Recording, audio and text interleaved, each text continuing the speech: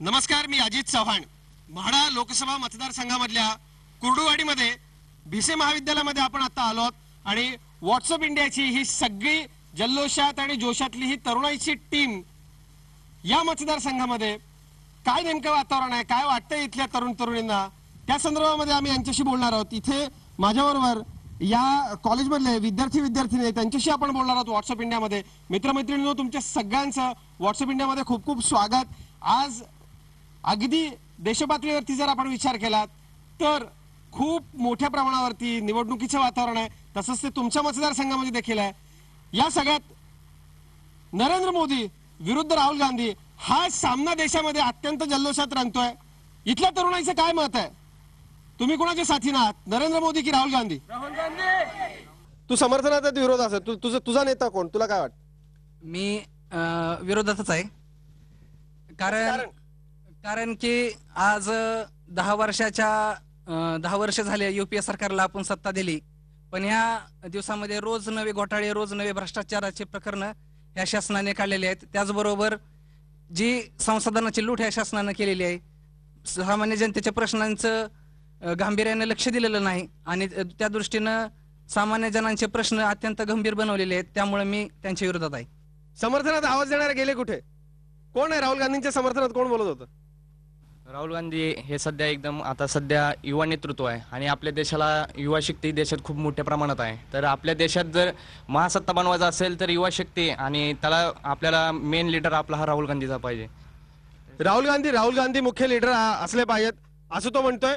माझ्या सहकारी मित्रांचा मुद्दा मानला, राहुल गांधी हे धर्मनिरपेक्ष आहेत आणि मोदी हे धर्माचं राजकारण करतात, तर मग आपल्या देशामध्ये पूर्ण जाती धर्माला सर्वांना सारखं न्याय का नाही?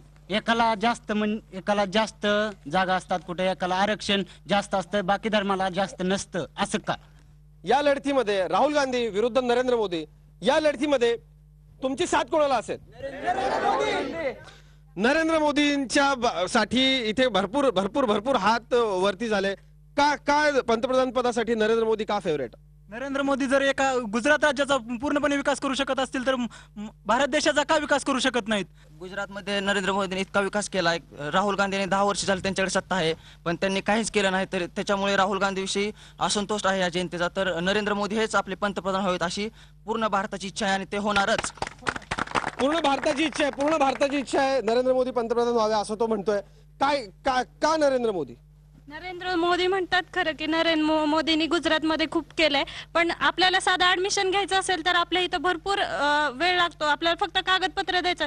तसंच त्यांनी काँग्रेसला पण थोडा वेळ आहे की म्हणतात त्यांनी विकास केला नाही. इतका वेळ गेलाय, हा वेळ योग्य आहे का? सर, आता नाही म्हणलं तरी बरेच दिवस झाले काँग्रेसची सत्ता, बरेच दिवस झाले. मग आणखीन किती वेळ द्यायचा की जेणेकरून भारताचा विकास होण्यासाठी वेळ पाहिजे? अजून किती वेळ द्यायला पाहिजे की जेणेकरून भारताचा विकास होईल? याला काय उत्तर आहे? आणखी किती वेळ द्यायचा काँग्रेसला? काँग्रेसच्या समर्थनार्थ माझा हा सहकारी अत्यंत तावातावानं बोलत होता. तो म्हणतो आणखी किती वेळ द्यायचा काँग्रेस? नरेंद्र मोदी म्हणतात की गुजरात हा विकास मॉडेल आहे, पण हे अक्षरशः म्हणजे तिथं तसं काही नाही. नरेंद्र मोदींनी विकास केला फक्त तो सिटी पुरता. रूरल एरिया पूर्ण महाराष्ट्रापेक्षाही तर खूप बिकट अवस्था आहे रूरल एरियाची गुजरातमधल्या.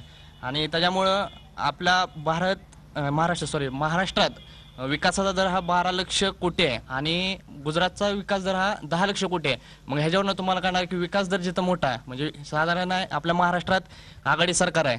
मग आघाडी सरकार हे विकास करू शकतं. मग नरेंद्र मोदी हे म्हणतात तर मग त्यांचा विकास दर का नाही? आणि गुजरातमधले बरेचसे उद्योजक आहेत, ते तुम्हाला माहित असेल, तुम्ही मुंबईला आहेत, मुंबईतच येतात. मग ते गुजरातमध्ये का करू शकत नाही? मग विकास दर कुठला चांगला? आघाडी सरकार म्हणजे हा विकास दिखाऊ आहे असं तुला म्हणायचं? हा विकास दिखाऊ आहे असं तो म्हणतो. माझं असं मत आहे की गुजरातमध्ये जे भाजप सरकार आहे ते एक नुसता शो आहे आणि नरेंद्र मोदी हा नुसता गुजरात पॅटर्न करतात. हा चुकीचा आहे. पूर्ण गुजरातच डिपेंड नाही, हा गुजरात स्टेट नाही, पूर्ण भारताचा आपलं फ्युचर घडवायचंय. माझं मत काँग्रेसला आहे आणि काँग्रेसमध्ये राहुल गांधी जे आहेत ते युवा शक्ती आहे आणि त्यांच्या पक्षात जाऊन जे युवा कार्यकर्ते जे आहेत त्यांनी मिळून मिसळून काम केलं तर नक्कीच आपला देश पुढे जाणार आहे. आणि माझं असं मत आहे की नरेंद्र मोदी हे कास्टिझम करतात आणि त्यांचं असं मत आहे की मी पूर्ण भारत सुधारून दाखवेल. तर मला असं म्हणजे दाखवून द्यायला पाहिजे की त्यांनी भारत सुधारून दाखवला, पण त्यांच्या गुजरातमध्ये नुसतं दिखाऊ पण आहे, नुसतं सगळीकडे इंडस्ट्री आणि उद्योजक, त्यांची मानसिकता ही उद्योजक अशी आहे. माझा नरेंद्र मोदी आणि राहुल गांधीला पण पूर्णपणे विरोध आहे. माझं समर्थन हे फक्त बहुजन मुक्ती पार्टीला आहे. असं का? कारण बहुजन मुक्ती पार्टी ही खरी लोकशाही प्रस्थापित करेल. कारण नरेंद्र मोदी हे स्वतः ओबीसी असून सुद्धा ओबीसींची जनगणनेचा मुद्दाच ते उचलत नाहीत. राजीव गांधी सुद्धा, तर राहुल गांधींनी आजपर्यंत किती मराठा आरक्षणाचा मुद्दा सुद्धा त्यांनी उचलला नाही. या देशामध्ये महानायकांची बदनामी होते, त्यांच्या चारित्र्याची विटंबना होते, तरी सुद्धा त्यांना न्याय दिला जात नाही. वाटतो तसा विकास झालाय का गुजरातचा? काय काय तुला वाटतं? विकास झालेला आहे असं म्हणणं अवघड आहे, कारण रोजगाराचा दर तिथं पण तसा कमीच आहे. वास्तविकता ते आपल्याला दुसरं चित्र दाखवलं जात आहे. तसं पाहिलं असता आपण मनमोहन सिंग आपले पंतप्रधान म्हणतो, दोन्ही परिस्थिती दोन्हीकडील वाईटच आहेत तशा. कारण पंतप्रधान मनमोहन सिंग आहेत, आपले भारतातले देशातले एवढे जवान सीमेवरती आहेत, त्यांची मुंडकी काढून नेली जातात. त्यावेळेस आपले पंतप्रधान जर शांततेची भूमिका घेत असतील तर देशाचं संरक्षण कसं होणार?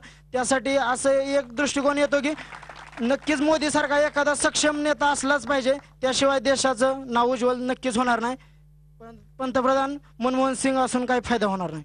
नक्की या सगळ्या मुद्द्यांमध्ये एक गोष्ट आपल्याला नक्की दिसते, ती म्हणजे इथली तरुणाई अत्यंत गांभीर्याने विचार करते, अनेक मुद्द्यांवरती विचार करते, आणि सगळ्यात महत्वाचं म्हणजे आपलं मत कुणाला द्यायचंय हे अगदी व्यवस्थित इथल्या तरुणांनी ठरवलेलं दिसतंय. विद्यार्थी मित्रमैत्रिणी इथं माझ्याबरोबर आहेत. विद्यार्थी मित्रमैत्रिणींनो, तुम्हाला तुमचं नेतृत्व कसं हवंय? आम्हाला एक प्रभावी नेतृत्व हवे, जे की नरेंद्र मोदींना जे मतदान देणार आहेत, मला त्यांना एवढंच सांगायचं आहे की मोदी फक्त एखाद्या जातीला उचलून धरतायत, आणि ज्यामध्ये अल्पसंख्याकाचा दर्जा तर अनेक जातींना मिळाला नाही. त्यामध्ये उदाहरण झालं तर जैनांना अजून अल्पसंख्याक दर्जा फक्त कायद्यापुरता, म्हणजे फक्त कागदापुरता लागू झालेला आहे.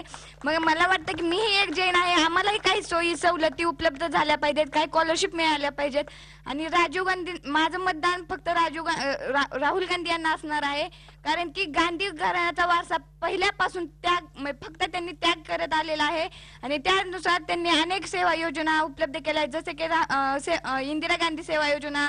म्हणजे तुझा नेता कसा आहे हे तुला कळतंय. तुम्हाला कसं नेतृत्व हवंय? कसं नेतृत्व हवं?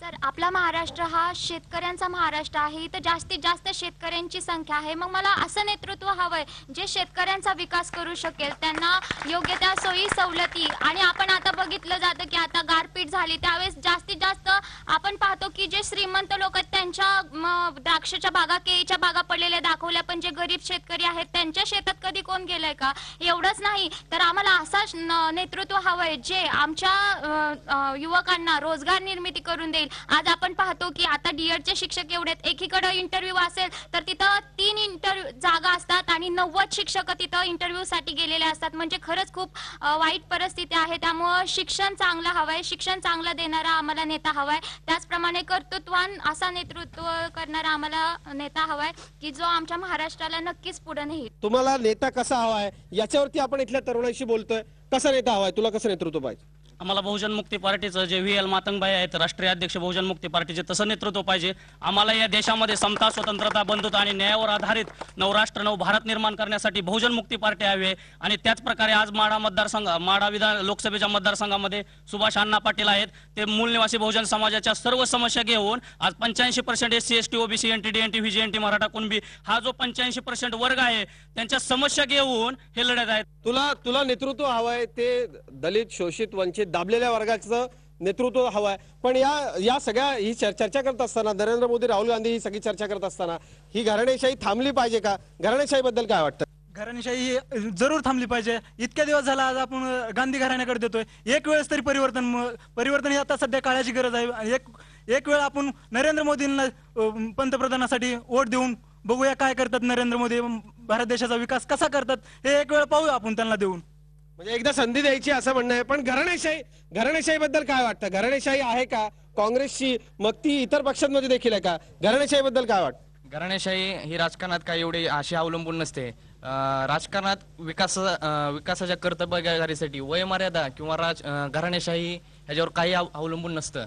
त्यामुळं राहुल गांधी एक सक्षम नेतृत्व आहे. आणि आपलं सगळ्यांना माहिती आहे APJ अब्दुल कलामांचं स्वप्न की 2020 साली देश आपला महासत्ता बनवायचा आहे. तर त्यासाठी जे रिसर्च वगैरे मोठ्या प्रमाणावर चालतात. एक तरुण तो दुसऱ्या तरुणाचं म्हणजे हे करू शकतो. त्यामुळं राहुल गांधी हे पंतप्रधानांसाठी योग्य उमेदवार आहे असं मला वाटतं. ही घराणेशाही कायम थांबलीच पाहिजे, कारण आपण गांधी घराण्यावर म्हणतोय की गांधी घराण्याने विकास केला, पण त्यावेळेस घोटाळे पण झालेले आहेत. नरेंद्र मोदीचं उदाहरण घेतलं तर भाजप सरकारमध्ये पण घोटाळे होत आलेत, की असं एक नेतृत्व असं पाहिजे की ज्यांना भ्रष्टाचारी साईडला ठेवून नुसतं विकासाचं धोरण आखलं पाहिजे असं मला वाटतं. भ्रष्टाचार बाजूला ठेवून विकासाचं धोरण आखलं पाहिजे. पण जशी आज इथं माझ्या सगळ्या तरुण मित्रांना कुठल्याही क्षेत्रात जाताना स्वतःला त्यांना सिद्ध करायला लागतं, एंट्रन्स एक्झाम त्यांना द्यावी लागते, तशीच राजकारणामध्ये एंट्रन्स एक्झाम असली पाहिजे का? आणि रिटायरमेंट प्रत्येक क्षेत्रात असते, ती राजकारणातही असली पाहिजे का? मित्रमैत्रिणींनो, आपल्याला प्रत्येक क्षेत्रामध्ये आज जाण्यासाठी तुम्ही कुठेही जा, मेडिकलला जा, इंजिनिअरिंगला जा, कुठेही जा, तुम्हाला एंट्रन्स एक्झाम द्यायला लागते.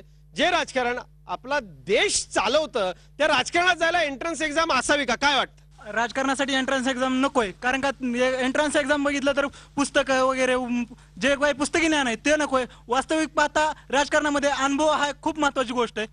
अनुभव जरूर असावा, एंट्रन्स एक्झाम नकोय असं माझं पूर्णपणे आणि पडखर मत आहे.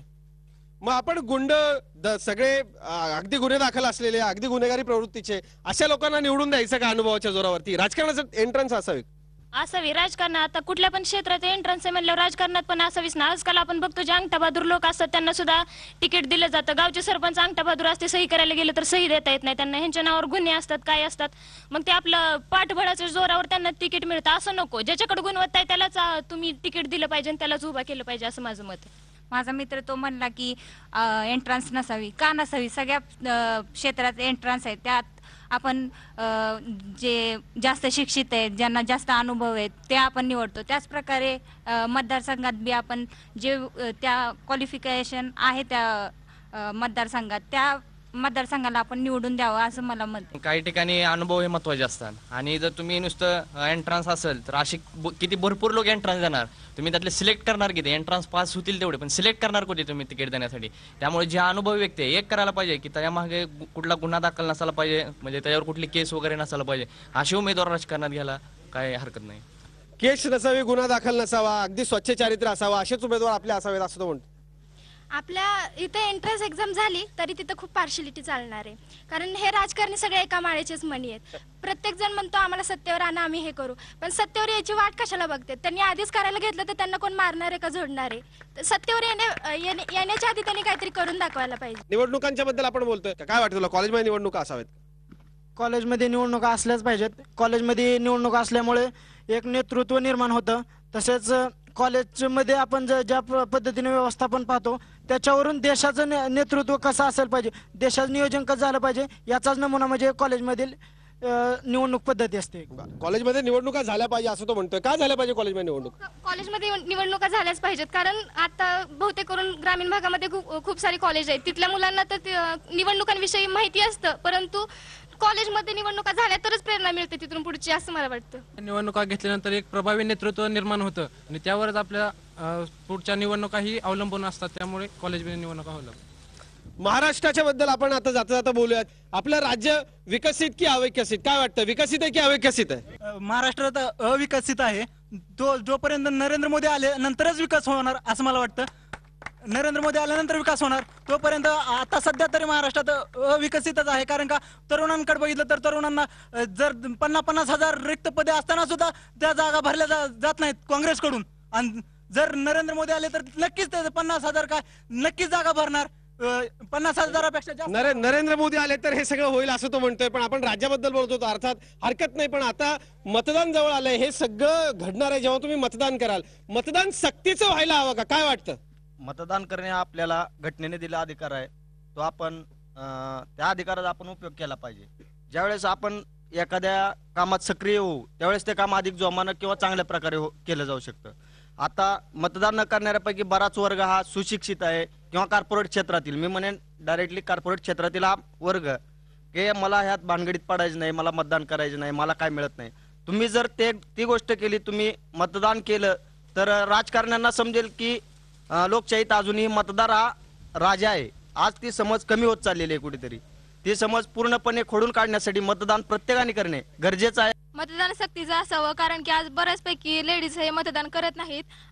मतदान हा आपला अधिकार आहे, आपण हे केलंच पाहिजे हे असं मला वाटतं. मतदान सक्तीचं करावं का यावरती आपण बोलतोय. कितीतरी लोक मतदान करायला जात नाहीत, महिला मतदान करत नाहीत असं तिचं म्हणणं आहे. मतदान सक्तीचाच व्हायला पाहिजे, कारण राज्यघटनेने मतदानाचा अधिकार दिला, मताचा अधिकार दिला. मतामुळे माणूस राजा सुद्धा बनू शकतो आणि म्हणून मतदान हे सक्तीचं असायला पाहिजे.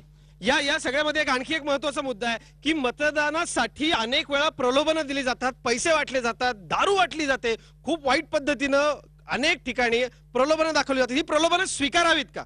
पहिली गोष्ट आहे, मतदानाचा अधिकार आपल्याला दिलेला आहे, परंतु आपला स्वाभिमान हा आपण 500 रुपयात 1000 रुपयात विकून म्हणजे आपण 500 रुपये देतो मतदान देतो, हे चुकीचं आहे. प्रत्येक माणसानं आपली जबाबदारी आहे की आपण नेता कसा चॉईस करायचा.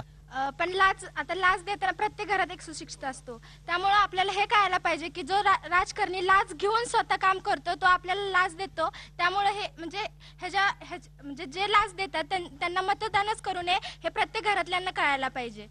लाच जो लाच देतो त्याला अगोदर मतदानच नाही दिलं पाहिजे. एखाद्या नेत्याने जर प्रलोभनासाठी प्रत्येकाच्या घरोघरी जाऊन जर प्रलोभन म्हणजे लाच देण्याचा प्रयत्न केला तर सर्वांनी ती लाच न घेता असा विचार करावा की त्यांनी आता आपल्यापाशी लाच देतो, मग पुढे जाऊन त्याचं जर सरकार जर निवडून आलं तर तो सगळीकडून म्हणजे इतर कॉलेजला ऍडमिशन घेताना किंवा बाकीची सरकारी कामे करताना सुद्धा लाच घेऊनच कामे करेल असा विचार केला पाहिजे सर्वांनी. या सगळ्यामध्ये एक गोष्ट महत्वाची आहे ती म्हणजे तरुणींना इथल्या वाटतंय की हे सगळं थांबलं पाहिजे. मतदानासाठी कुणीही पैसे घेता कामा नये आणि आम्ही मतदान करणार असा निर्धार इथली तरुणाई व्यक्त करते. व्हॉट्सअप इंडियामध्ये आपण इथेच थांबतोय. ताज्या बातम्यांसाठी पाहत राहा झी 24 तास. रहा एक पाऊल पुढे.